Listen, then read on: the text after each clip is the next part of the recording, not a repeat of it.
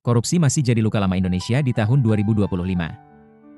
Korupsi tetap menjadi luka terbuka dalam sistem pemerintahan Indonesia. Hingga triwulan awal 2025, serangkaian kasus besar kembali mencuat, memperlihatkan betapa kuatnya akar penyalahgunaan kekuasaan di berbagai sektor publik. Meski berbagai regulasi dan upaya hukum telah dilakukan, perang melawan korupsi masih jauh dari kata usai. Tak hanya menyebabkan kerugian negara secara finansial, praktik korupsi juga terus menggerus kepercayaan publik terhadap institusi negara.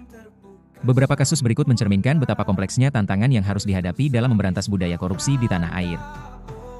Skandal korupsi sampah 75,94 miliar rupiah di Tangsel. Pada 15 April 2025, Kejaksaan Tinggi Banten menetapkan Direktur PT EPP berinisial SYM sebagai tersangka dalam kasus korupsi proyek layanan pengangkutan sampah di Kota Tangerang Selatan. SYM ditahan usai penyidikan intensif oleh Tim Tindak Pidana Khusus Kejati Banten. Tak lama berselang, Kepala Dinas Lingkungan Hidup Tangsel, Wahyunoto Lukman, juga ditetapkan sebagai tersangka atas dugaan kolusi dengan SYM. Salah satu modus yang disorot adalah manipulasi data klasifikasi baku lapangan usaha Indonesia, KBLI, agar perusahaan terkait bisa meraup kontrak pengangkutan dan pengelolaan sampah senilai total 75,94 miliar rupiah, 50,72 miliar rupiah untuk jasa angkut, dan 25,21 miliar rupiah untuk pengelolaan. Perdagangan, vonis dalam skandal minyak goreng. Pada 12 April 2025, Kejaksaan Agung mengungkap praktik jual beli putusan pengadilan dalam kasus korupsi ekspor minyak sawit, CPO.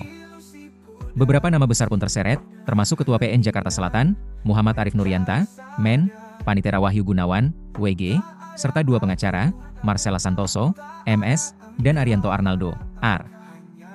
Setelah pemeriksaan saksi dan pengumpulan bukti, keempatnya resmi ditetapkan sebagai tersangka atas dugaan suap dan gratifikasi.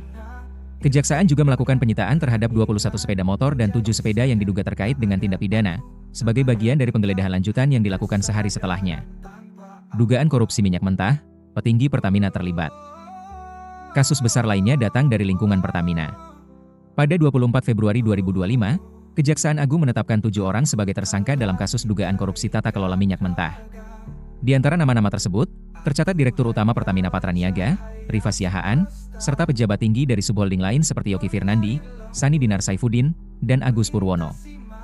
Selain mereka, 3 tokoh dari perusahaan swasta yang berkolaborasi dengan Pertamina juga ikut dijerat hukum.